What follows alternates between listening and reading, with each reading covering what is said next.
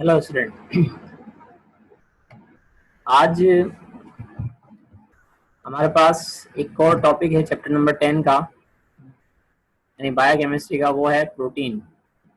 Last time हमने पढ़ा था अमीनो एसिड के बारे में। अब हमने स्टार्ट करना है प्रोटीन के बारे में।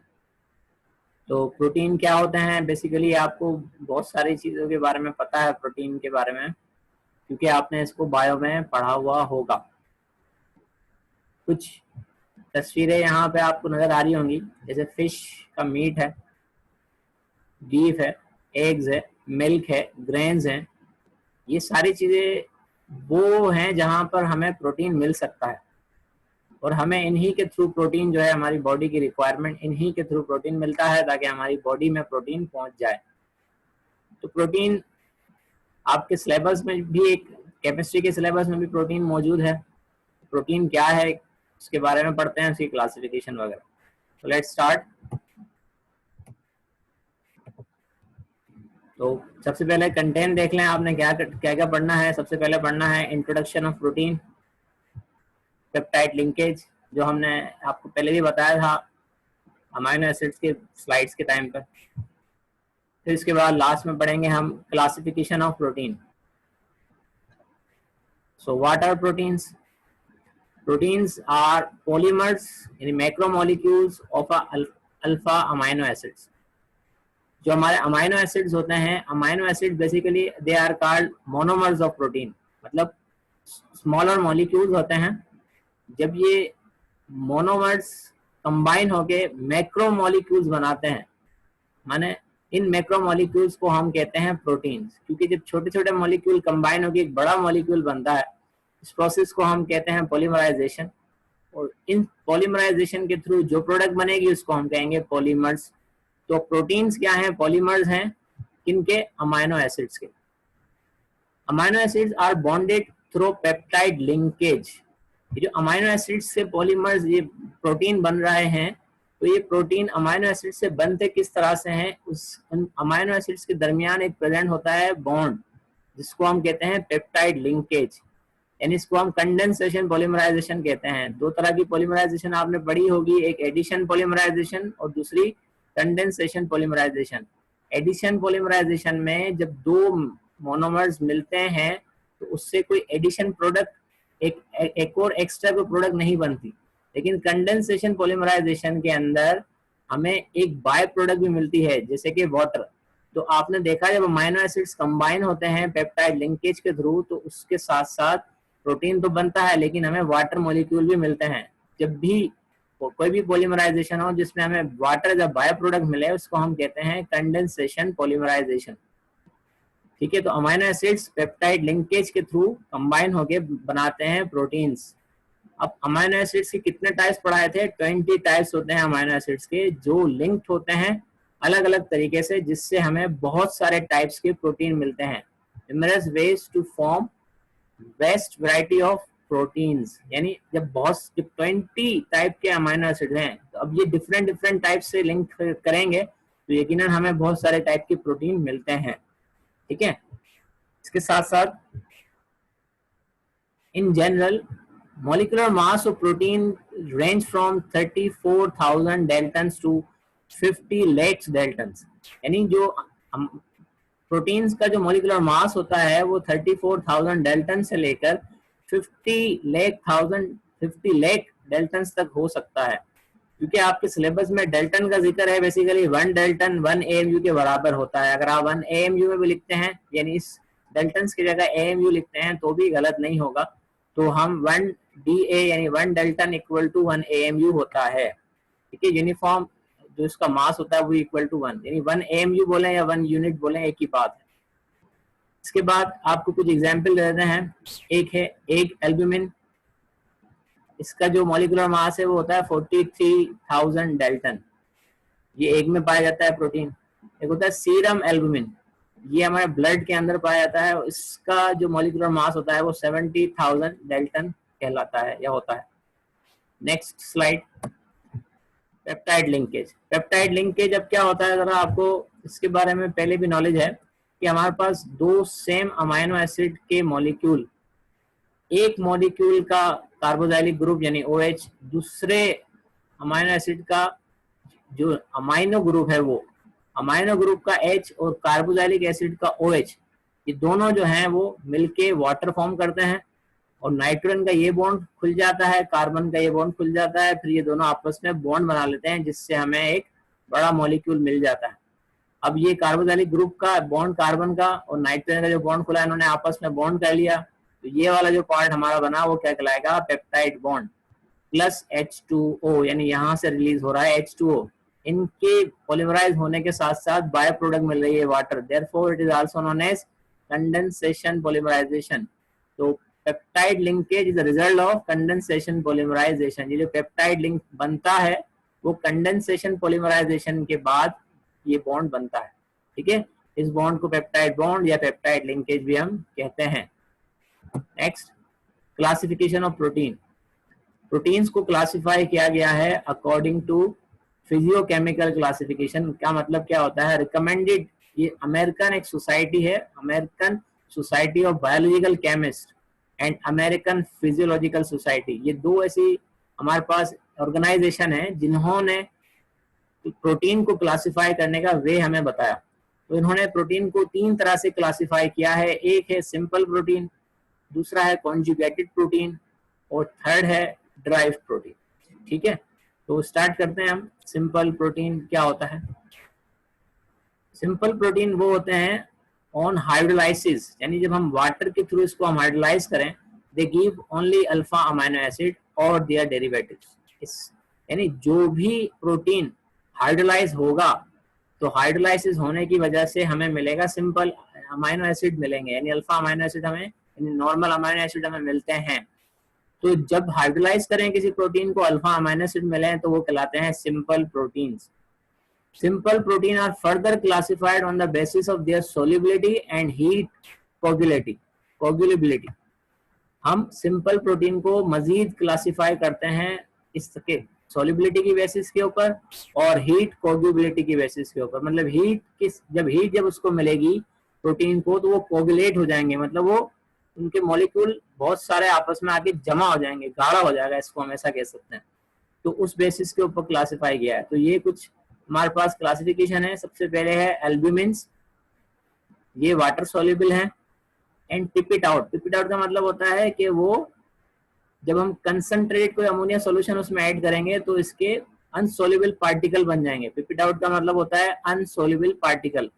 तो जब पिप इट आउट हो जाएंगे वाटर सॉल्युबल होते हैं, लेकिन जब हम concentrated solution of aluminium sulphate उसमें ऐड करेंगे तो पिप इट आउट हो जाएंगे, मतलब वो अनसोल्युबल हो जाएंगे। एंड कोगुलेटेड बाय हीट से कोगुलेट हो जाते हैं, मतलब उनके पार्टिकल काफी बड़े हो जाते हैं, मिल कंबाइन होकर। जैसे हम पानी के अंदर फिटकड़ी को ऐड करते हैं तो पानी जो है, पानी के अंदर जितनी मिट्टी होती है वो नीचे बैठ जाती है, इस प्रोसेस को कोगुलेशन कहते हैं। तो यहाँ पे भी ये कोगुलेशन हो जाएगी, लेकिन यहाँ पर जो कोगुलेशन हो रही है हीट की वजह से होगी। उसके बाद इसकी एग्जाम्पल है, हम कुछ प्रोटीन एल्ब्यूमिन्स में आते हैं। Egg albumins, serum albumins, लेक्ट albumins, ल्यूकोसाइन, यानी ये व्हीट में प्रेजेंट होता है, ये मिल्क में प्रेजेंट होता है, ये ब्लड में प्रेजेंट होता है, ये एग में प्रेजेंट होता है। अब ग्लोबुलिन क्या होता है? ग्लोबुलिन इनसॉल्युबल इन वाटर, पानी में डिसॉल्व नहीं होता ये वाला। Soluble in 5% sodium chloride solution, sodium chloride 5% solution के अंदर डिसॉल्व हो जाता है। कोगुलेटेड बाय हीट, ये भी जो है हीट से कोगुलेट हो जाएगा। एक globulin, serum globulin, myosin, amandin एन, ये एमेंडिन जो होता है ये एलमंड यानी बादाम के अंदर होता है। कुछ एग्जांपल्स मैं बता रहा हूँ हीट से होने वाले। ये जो ग्लोबुलिन जो हमारे पास प्रोटीन होते हैं वो कौन कौन से होते हैं? एग ग्लोबुलिन जो एग में होता है, सीरम ग्लोबुलिन जो ब्लड में होता है, मायोसिन ये और एमेंडिन ये होता है हमारे पास इसमें बादाम के अंदर। ग्लूटिलिन जो है, ग्लूटिलिन ये insoluble in neutral solution, neutral solution के अंदर जो है वो इनसॉल्युबल डिसॉल्व नहीं होता, मतलब वाटर में, बट इन डाइल्यूट अल्कलाइन और एसिड। अगर हम एसिडिक सॉल्यूशन बनाए या अल्कलाइन सॉल्यूशन बनाए तो ग्लूटिलिन जो प्रोटीन होते हैं वो डिसॉल्व हो जाते हैं। ये भी कोगुलेट बाय हीट। अब इसकी एग्जांपल है ग्लूटिनिन इन व्हीट, व्हीट के अंदर पाया जाता है। और आइसोनिन जो है वो राइस के अंदर पाया जाता है। ये वाले हमारे पास प्रोटीन। उसके बाद ग्लेडिन्स, प्रोलामिन्स भी इसको हम कहते हैं, soluble in 70 to 80% ethyl alcohol. अगर हम 70 to 80% एथाइल अल्कोहल का सोल्यूशन बनाएंगे तो उसमें डिजोल्व हो जाएंगे, but they are not dissolve in water, ये पानी में डिजोल्व नहीं होता है, insoluble in water. And absolute ethyl alcohol में भी, यानी कंप्लीटली इथाइल अल्कोहल में भी डिजोल्व नहीं होगा, 70 to 80% इथाइल अल्कोहल होना चाहिए। इसकी एग्जांपल है ग्लाइडिन्स इन व्हीट, व्हीट में मिलता है ग्लाइडिन्स, फोराडिन इन बार्ले, जीन इन मेज कॉर्न। ये हमारे पास कुछ एग्जांपल है कि ये प्रोटीन हमें कहाँ मिलते हैं। उसके बाद एल्बुमिनाइड्स जो आते हैं, एल्बुमिनाइड्स इनसॉल्युबल इन ऑल सॉल्वेंट, हर तरह के सॉल्वेंट में डिसॉल्व नहीं होते, बट ओनली हाइड्रोलाइसिस केराटिन। अब हाइड्रोलाइसिस हो सकते हैं सिर्फ पानी के थ्रू, लेकिन हम इसको डिसॉल्व नहीं कर सकते, हाइड्रोलाइज कर सकते हैं, पानी से ब्रेक कर सकते हैं, ठीक है।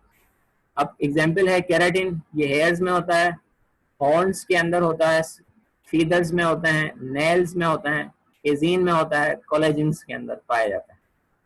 तो ये हमारे पास थे आज सिंपल प्रोटीन। नेक्स्ट हम पढ़ रहे हैं सेकंड टाइप, वो है कॉन्जुगेटेड या कंपाउंड प्रोटीन। कंपाउंड प्रोटीन का मतलब ये होता है कि प्रोटीन के अलावा भी इसमें कोई और चीज प्रेजेंट हो, जैसे कि सिंपल प्रोटीन हो प्लस इसके साथ साथ नॉन प्रोटीनियस सब्सटेंस भी प्रेजेंट होगा। जब ये दोनों चीजें प्रेजेंट होगी तो इस तरह के प्रोटीन को हम कहते हैं कॉन्जुगेटेड प्रोटीन। क्या कहा, सिंपल प्रोटीन तो होगा ही, लेकिन उसके साथ साथ कोई नॉन प्रोटीनियस सब्सटेंस होगा तो वो मिलके बनाएंगे कॉन्जुगेटेड प्रोटीन। तो नॉन प्रोटीनियस सब्सटेंस को हम क्या कहते हैं, नॉन प्रोटीनियस पार्ट को हम कहते हैं प्रोस्थेटिक ग्रुप, मतलब ये नॉन प्रोटीनियस पार्ट कहलाता है प्रोस्थेटिक ग्रुप। अब इसमें कौन कौन से प्रोटीन आते हैं, न्यूक्लियो प्रोटीन, ये कंपाउंड प्रोटीन है, कॉन्जुगेटेड प्रोटीन है, इसमें दो चीज, एक तो प्रोटीन होगा, साथ में इसके साथ साथ न्यूक्लिक एसिड प्रेजेंट होता है। दूसरा है ग्लाइकोप्रोटीन। ग्लाइकोप्रोटीन में प्रोटीन, कार्बोहाइड्रेट्स, दो चीजें होती हैं। अब इसमें हेक्सोज, हेक्सोजामाइन, हेक्सोरोनिक एसिड, ये तीन चीजें हैं, जिन तीन टाइप के कार्बोहाइड्रेट्स हैं जो प्रोटीन के साथ मिलते हैं तो बनाते हैं ग्लाइकोप्रोटीन। इसके बाद फोस्फोप्रोटीन आता है, इसमें प्रोटीन के साथ साथ फोस्फेटिक ग्रुप भी होगा। केजीन मिल्क, यहाँ ये जो प्रोटीन है हमारे पास, इसकी एग्जांपल मिलती है केजीन, मिल्क में आता है। विटालिन जो होता है एग यॉक में प्रेजेंट होता है, फोस्फोप्रोटीन। क्रोमोप्रोटीन, क्रोम से नजर आ रहा होगा आपको वर्ड, क्रोम का मतलब होता है कलर। तो जो कलर प्रोड्यूस करें, ये कलर वाले प्रोटीन जो होंगे हमारे पास वो कहलाते हैं क्रोमोप्रोटीन। मतलब अब इसमें भी आप देखें, प्रोटीन, सिंपल प्रोटीन के साथ साथ पिगमेंटेड प्रोस्थेटिक ग्रुप होगा, यानी हेमोग्लोबिन होगा कंटेनिंग, उसमें आयरन होगा, मेलानिन, ठीक है, और कंटेन कैरोटीनॉइड्स पिगमेंट्स इसके अंदर प्रेजेंट होता है। अब आ जाता है लिपोप्रोटीन। लिपोप्रोटीन वर्ड निकला है लिपिड की वजह से इसका नाम लिपोप्रोटीन रखा है। देखो सिंपल प्रोटीन के साथ साथ लिपिड भी होगा। अगला आपकी प्रेजेंटेशन वैसे भी लिपिड के ऊपर आएगी, तो अगला आपको इंशाल्लाह लिपिड्स के बारे में बताएंगे। फिलहाल आप देखें, प्रोटीन और लिपिड्स के साथ मिलके जो प्रोटीन बनते हैं उनको हम कहते हैं लिपोप्रोटीन, और ये सेल मेम्ब्रेन के अंदर प्रेजेंट होता है जो प्रोटीन, उसको हम मेम्ब्रेन प्रोटीन में प्रेजेंट होता है लिपोप्रोटीन।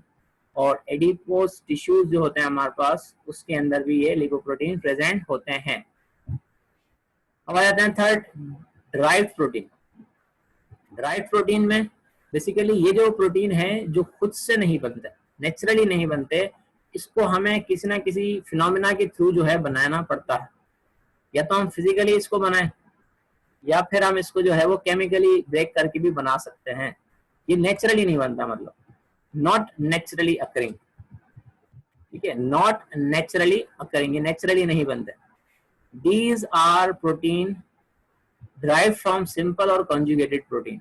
जो सिंपल या कॉन्जुगेटेड प्रोटीन से मिलके उनको हम किस तरह से बनाते हैं, बाय फिजिकल और केमिकल मीन्स। अब फिजिकल मीन्स क्या होगा कि बड़े मॉलिक्यूल हैं, बड़ा प्रोटीन है, उसको हमने हीट दी या फिर कोई प्रेशर अप्लाई किया, जिसकी वजह से क्या होगा, वो टूट जाएगा छोटे मॉलिक्यूल या छोटे प्रोटीन के अंदर। तो वो जो छोटे प्रोटीन बनेंगे, वो छोटे प्रोटीन जो है वो ड्राइव्ड प्रोटीन कहलाते हैं, ठीक है। और दूसरा अगर केमिकल मीन्स जो होता है, केमिकल मीन्स मतलब एंजाइम जो होते हैं, एंजाइम्स क्या करते हैं, ये एंजाइम्स हमारे बॉडी के अंदर बड़े प्रोटीन को तोड़ देते हैं छोटे छोटे मॉलिक्यूल्स के अंदर, तो जो उन एंजाइम की वजह से जो नए मॉलिक्यूल या नए प्रोटीन बनते हैं उनको हम कहेंगे ड्राइव्ड प्रोटीन। तो एंजाइमेटिक एक्शन यानी वो केमिकल मीन्स से बनता है, ठीक है। उसके बाद जो हमारे पास एग्जाम्पल है इसकी वो है पेप्टोन्स, पेप्टाइड्स, प्रोटियोसिस, एटीसी। ये तीन जो मैंने एग्जाम्पल लिखी हैं किताब के, जो आपकी बुक में है, टेक्स्ट बुक में, वहां से निकाल के, ये तीनों जो हैं